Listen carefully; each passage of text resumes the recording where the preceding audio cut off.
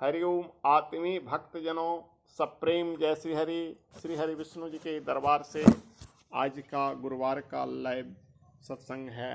आज का विषय वस्तु है प्रभु की कृपा किस किस को प्राप्त होती है। एक मंदिर में सत्संग चल रहा था, हजारों संत आए हुए थे, लाखों दर्शक भक्त आए हुए थे। गांव वाले कमेटी ने एक मिट्टी का घड़ा उसमें गंगा जल से डाल दिया था संतों को पानी पीने के लिए। बाकी पब्लिक के लिए आम कुआं का पानी बाहर घड़े में रखा हुआ था। कुछ भक्त जो हम आपसे विशिष्ट कोटि के होते हैं, जो चिंतन करते हैं, जो सोचते हैं, उसमें से एक भक्त बैठा बैठा सोच रहा था कि इतनी घड़े में एक घड़ा का कितना सौभाग्य है जिसमें गंगा जल भरा हुआ है। और भी वो संतों के लिए कहा गया है, संतों का जिसे दर्शन हो जाए उसका जीवन सफल हो जाए, संत जिसे छू दें उसका कई जन्मों के पाप कट जाते हैं। तो एक घड़ा कितना सौभाग्यशाली है कि संत उससे ढार के पानी पीते हैं।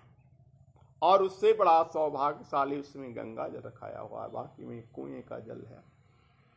अंदर एक विचार मंथन चल रहा था एक भक्त का। हम आप जैसा कोई एक भक्त होता है, कुछ भक्त हर चीज पर बारीकी से सोचता है।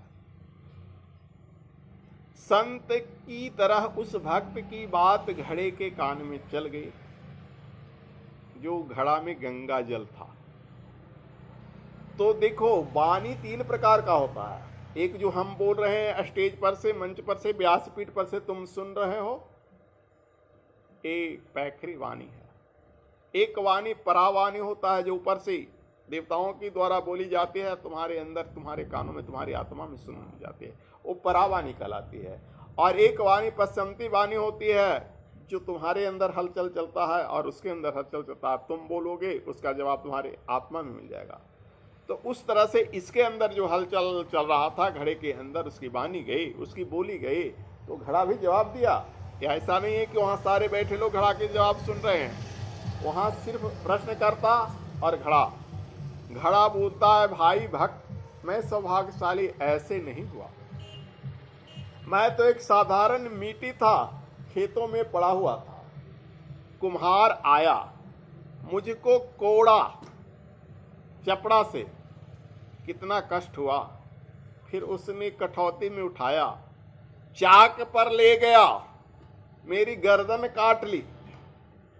देखते हो, बनता है घड़ा तो काट देता है। उस गूथा मिट्टी को थपथपाया, इतना कष्ट के बाद भी उसने मुझे आग में झोंक दिया।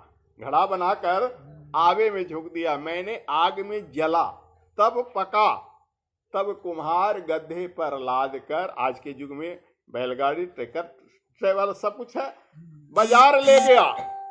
और बाजार में खरीदार लोग मुझे पीट कर कि पका है कि नहीं है, ऐसे देखते हो ना, घड़ा ऐसे ऐसे करके मारता है ना, उस पर भी मुझे लोग बख्शा नहीं, मुझे पीट कर टन टन करता है कि नहीं, तब मुझे खरीदा।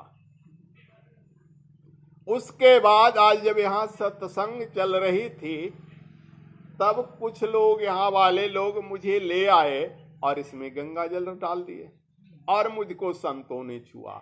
इतना कष्ट सहने के बाद आज एक सेकंड के लिए, एक क्षण के लिए मुझे सुख की प्राप्ति हुई।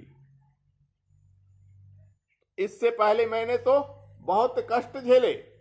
इसलिए भाई, ये जो सुख मिला है, वो जो संतों की कृपा मिली है, सो ऐसे नहीं मिली है।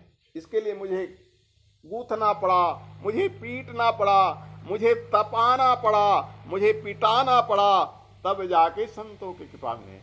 इसलिए तुम्हें भी जीवन में अगर कुछ पाना है तो अनायास नहीं मिलेगा, उसके लिए तुम्हें संघर्ष करना पड़ेगा, मेहनत करना पड़ेगा, तब जाकर तुम्हें सफलता मिलेगी।